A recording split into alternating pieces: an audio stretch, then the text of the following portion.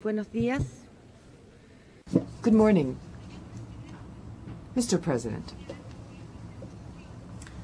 I would like to start by speaking briefly on behalf of the Union of South American Nations, UNASUR, composed of Argentina, Bolivia, Brazil, Colombia, Ecuador, Guyana, Paraguay, Peru, Suriname, Uruguay, Venezuela, and Chile. UNASUR is a forum for integration among South American nations to meet the need of the countries in this part of the world to speak together with one voice in order to meet common challenges. In this context, UNASUR very much welcomes the convening by the President of the General Assembly of this United Nations Conference on the World Financial and Economic Crisis and its impact on development, which will show the world that the United Nations has an important role to play in issues related to the economic development of its members. For this reason, those of us who compose this union will actively support the implementation of the outcome document of the conference to ensure that it becomes an effective tool for joint and coordinated response to the impact of the world economic and financial crisis on development.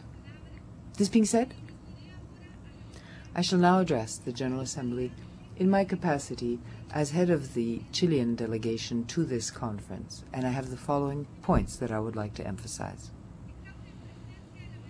Mr. President, this conference is the worst financial and economic crisis since the Great Depression, with much uncertainty as to whether the worst is not yet to come. And this is an example, the convening of this conference, of the vitality and ability of the organization to respond to the major challenges of our time.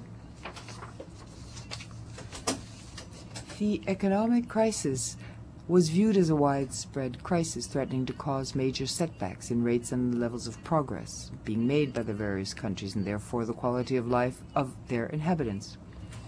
But reality has been worse than what was initially foreseen. This is illustrated, and this also relates directly to Doha, that the impact of world crisis do not affect everywhere in the same way. They affect the most vulnerable more, and the less developed as well. Countries that have nothing to do with the origin of the world financial and economic crisis are nevertheless the ones where its adverse effect is most strongly felt. This is reflected in greater unemployment, a higher incidence of poverty, less gender equity, hunger, more malnutrition, and other setbacks in the achievement of the MDGs. Mr. President, this crisis has presented us very starkly with major challenges. It has revealed our weak spots and has given us tasks and responsibilities in both the multilateral and national arenas involving emergencies, responsibilities, and commitments. First of all, speedy and urgent action is required to mitigate the effects of the world financial and economic crisis and its impact on development, especially in the development of the most vulnerable, lower-income economies in which social problems are most acute. At the global level, specific measures are needed, firstly to stabilize the financial markets and restore the confidence of economic agents, and secondly, to bolster commitment and solidarity, especially of those who bear greater responsibility for the financial and economic crisis towards the most affected developing economies. In this sense, we point to the importance of the final document of the conference. It gives a great deal of importance to the rise of liquidity at the world level in order to overcome the financial crisis, particularly by raising the allocation of special drawing rights and also examining their use in development goals.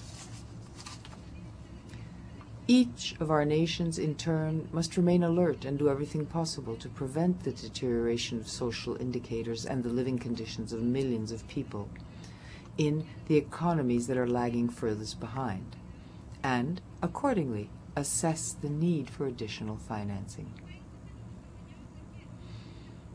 The least developed countries have an even greater need for resources in this situation, so as to pursue counter-cyclical policies that will allow them to heal their economies and maintain and extend their social protection systems. We know from past experience that ground lost in the social sector takes more than twice as long to recover compared to the recovery of economic indicators. Secondly, we cannot lose sight of the origin of the financial and economic crisis and the conditions that allowed it to happen. We must take steps to ensure it will not happen again. We are paying for the imbalance between market and government carried to an extreme.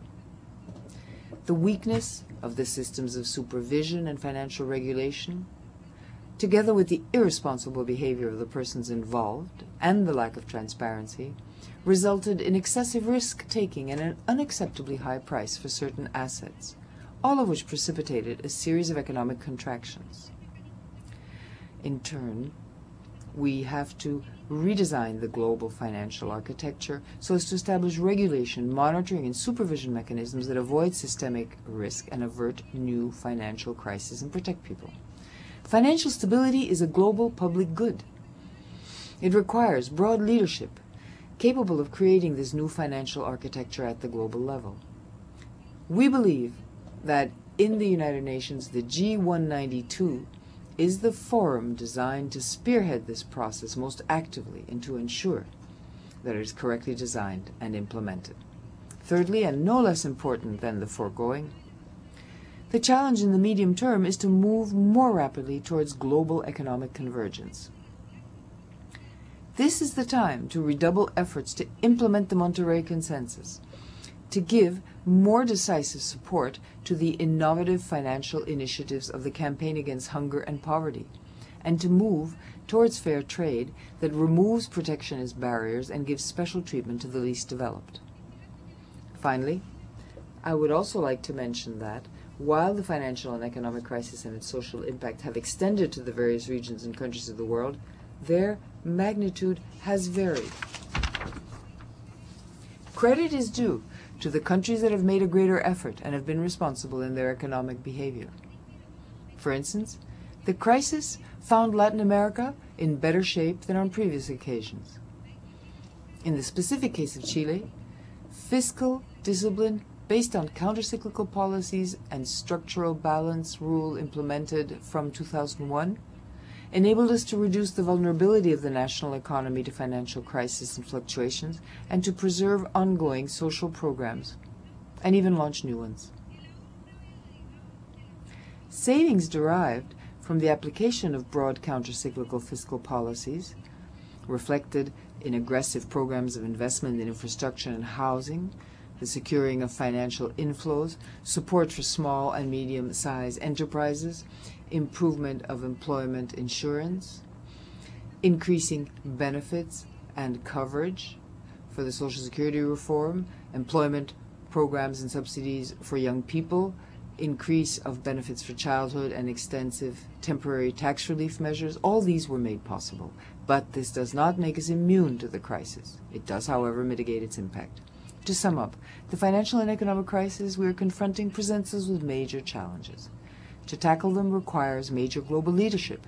In view of the organization's legitimacy and capacity, this leadership must be assumed by the United Nations. As a result, this conference is an important milestone, and we are sure it will be remembered as a multilateral moment in which we succeeded